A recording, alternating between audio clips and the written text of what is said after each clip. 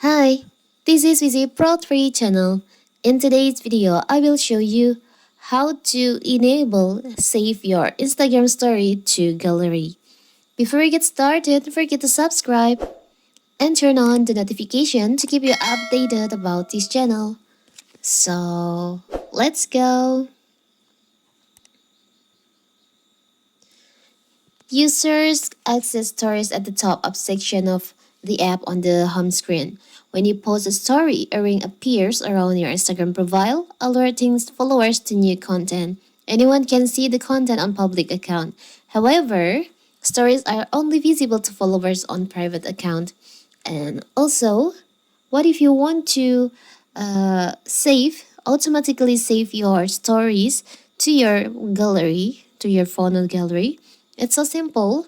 So first of all, of course, we have to open our Instagram. Now you can just tap on your profile.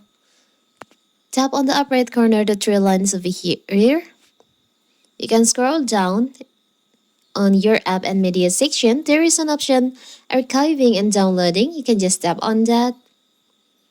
And you can see there is an option save story to gallery.